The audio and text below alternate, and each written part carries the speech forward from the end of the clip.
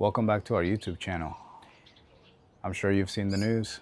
I'm sure you've seen everywhere what happened in Jalisco, what happened in all of Mexico yesterday as all hell broke loose due to the current events that happened with the leader of one of the cartels here in this country. And today I want to give you a little bit of an update and give you some real-time information as to what's going on. Para mi gente mexicana que no habla inglés, este video lo voy a hacer en inglés porque me siento con más confianza, me siento más a gusto, más cómodo hablando en inglés, explicando las situaciones que están pasando aquí en México. Así que voy a dejar las traducciones abajo para que sepan lo que estoy diciendo. So for you to understand where our thought process is, or where we are emotionally or mentally, I gotta take you back to yesterday. I woke up in the morning to texts from 3 different people. It was my cousin, and she said, don't leave your house, don't even go to the store, stay at home. It was my friend Mario, and he said, yo, don't go out tonight. The cartel is running amok on the city. And then my brother Danny had texted me as well and said, hey, yo, what the hell is going on? All hell broke loose. And so waking up to those texts from 3 different people, I was a little confused. So I immediately went to Facebook, because when it comes to local news and staying updated with just whatever's happening around the city, Facebook is the place to go. So I got on Facebook and I quickly realized what was happening. So I immediately panicked, because as a parent, the first thing you think about is your kids. So I woke my wife up and I said, hey, you gotta get up, you gotta get up. I said, all hell's breaking loose in the city, the cartel's taking over. And she, sparked out of bed and she said, what do you mean? What's going on? And I said, I don't know. I woke up to text messages from Mario, Danny, and Maggie, and I'm going through Facebook trying to figure out what's going on. And so we're both sitting in bed, the kids are still asleep. We're trying to figure out what's going on.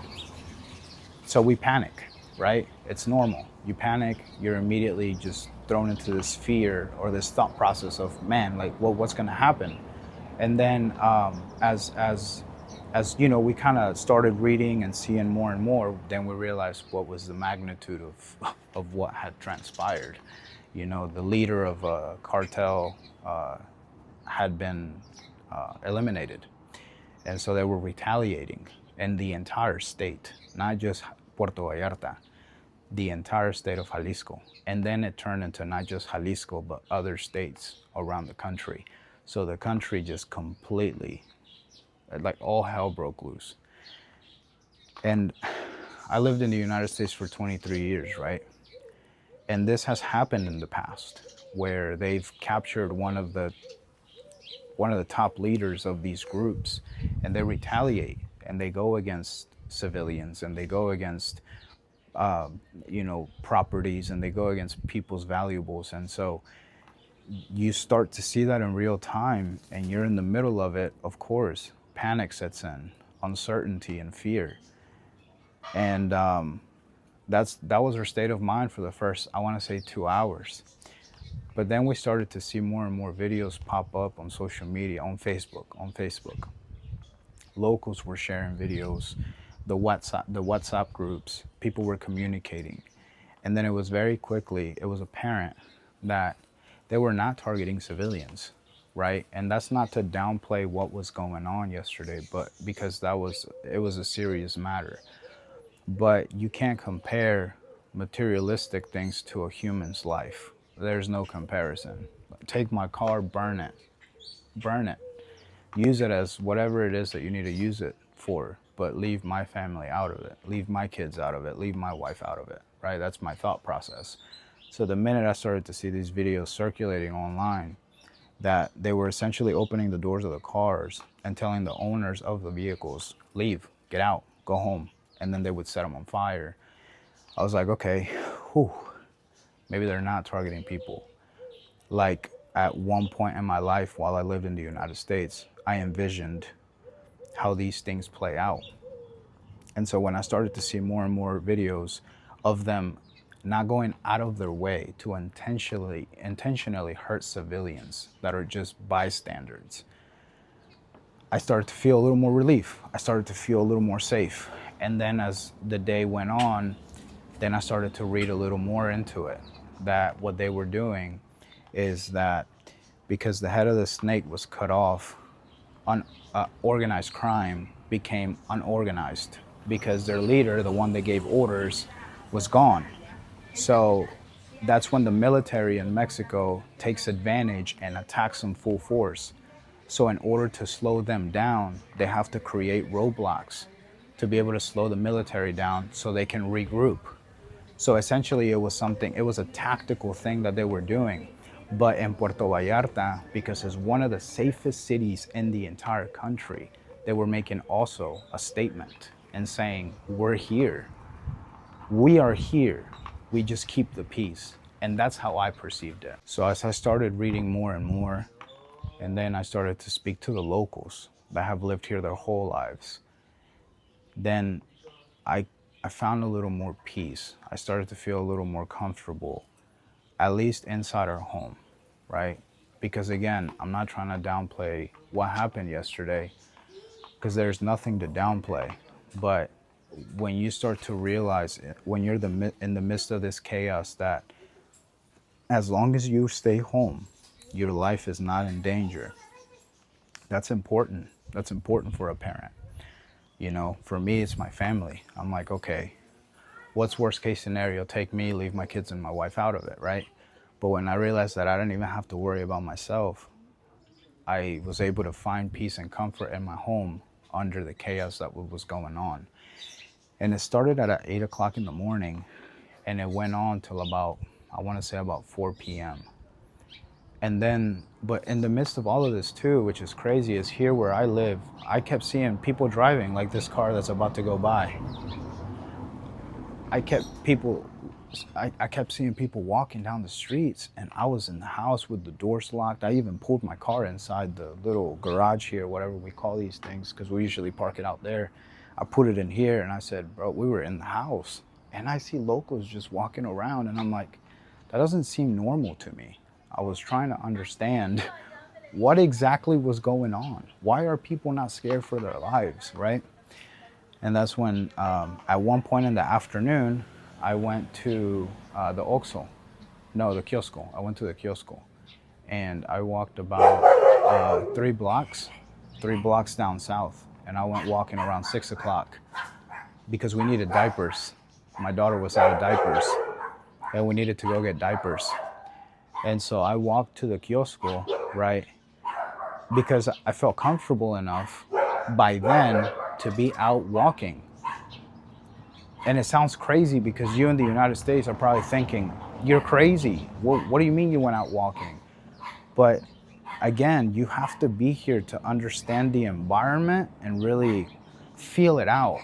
Again, we're not downplaying the situation. We're not making it seem like it wasn't scary or it wasn't serious. But the more and more I started to see the locals just kind of come out, I started to feel more comfortable. So I went to the kiosco. I went and got a bunch of stuff, whatever they had left. I got snacks, drinks. I mean, they had emptied out the store.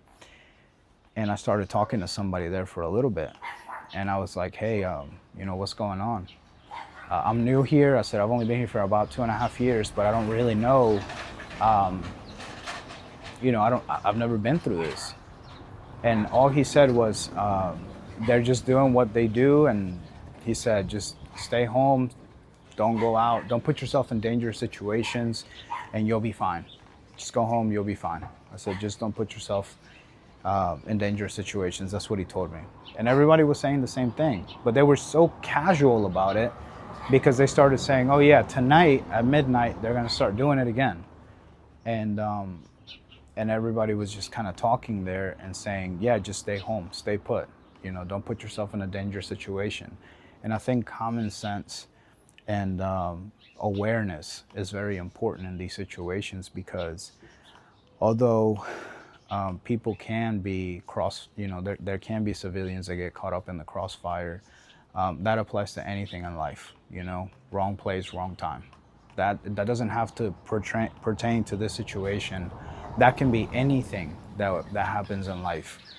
Sometimes you are in the wrong place at the wrong time. But when you willingly put yourself in that situation because you want to go around with your phone and explore and see what's going on, then there isn't much we can do for you, because you need to understand the situation of what's going on and not put yourself in harm's way.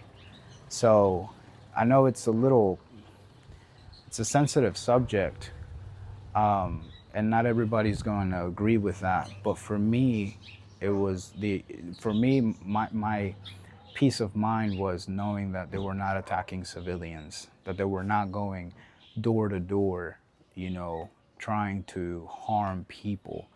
They were just moving tactically and doing things from a tactical standpoint and how they operate to slow down the military from continuing to make further arrests in their criminal organization.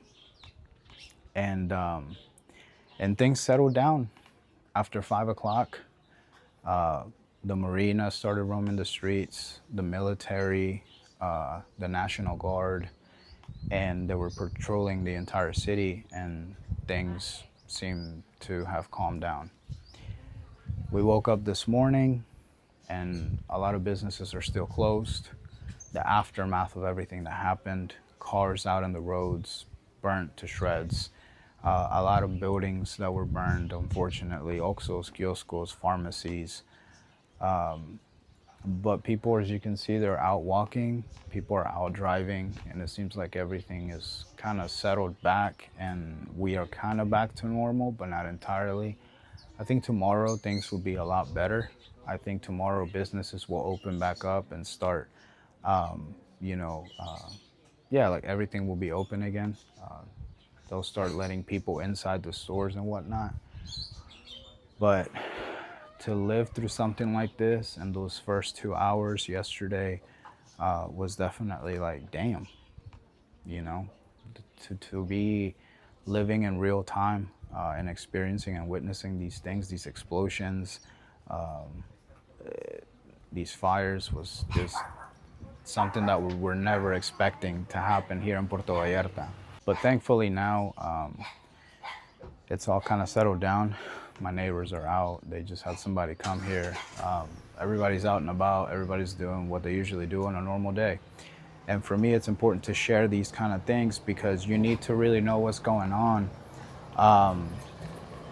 And it's also important to understand that even somebody like me, who's only been here for 2.5 years, can't really give you the full spectrum of the depth of the things that have happened, because we're not experienced or versed enough to know what this means, right? This is just an observation for somebody that has lived here for 2.5 years. But when you really want some, I would say, credible information, you got to talk to people that have been here their entire lives, that really understand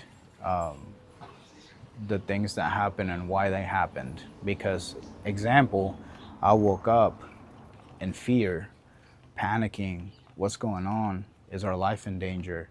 All while I was just seeing people, locals, nationals, just walking out in the streets like it was every other day, right? You see what I'm saying? So once I started to talk to them, then I started to find more peace. Once I started to seeing more locals talk about it, about how, hey, just stay home and you'll be all right. They're not targeting people. They're just trying to do what they got to do. Then I felt more peace. And that's why it's also important to talk to the people that have actually lived here their entire lives to really get the full picture, and not just somebody that's been here for 2.5 years. So I can only walk you through my experience. I can only walk you through my thought process of what was going on at the time. But look, we're safe. My family's good. My kids are good. My wife is good. We're okay. We're not feeling it. Like, we just know, the aftermath, it's sad, it sucks. When we go out for a drive, we'll see a bunch of buildings that have been burnt down. But me personally, I'm gonna be honest, I'm not the type of person to expose those kind of things for content. It goes against my morals, against who I am as a content creator. I don't make a spectacle of people losing their vehicles for the sake of clicks and views. So I won't be giving you that type of content. I'd rather just talk to you about the situation, and you can take my word for it if you want. If not, that's cool. But you can find those kind of images or videos elsewhere, but not with me. I think people deserve the right to privacy in some of the hardest moments, because here in Mexico, people work really hard and for many years to get themselves a car. For them to just lose it just like that, it's not right for me to go out and record that and say, hey, look, this is what's happening, knowing that somebody just went home and lost years worth of work for me to get a view out of you. That's just, to me, that's not right. But we've had a lot of people that have reached out to us, especially over on TikTok. We have an entire family over there, and I know we have a family here. And so I wanted to make sure I took the time to give you guys an update on what's going on. And hopefully soon we can get back to making our vlogs and showing you our beautiful city, unfortunately, under these circumstances. But I hope all of you are doing well. And if this serves as anything, is a reminder to cherish your loved ones, cherish your family, because you really don't know when all hell will break loose and when you'll be at the wrong place at the wrong time. So again, we live in Puerto Vallarta. Our content will be more about vlogs, going out, doing things as a family, showing you what life in Mexico looks like in a city. So if this is the type of content that you like to watch, make sure you give us a like, subscribe to us, drop us a comment, whatever your thoughts are. But at the end of the day, we're okay. And that's the most important thing. So thank you guys for the ones that have messaged us here on this platform as well. We really appreciate it, and I hope that you and yours are doing well. Anyways, I'm out. Time to go eat some tacos. Peace.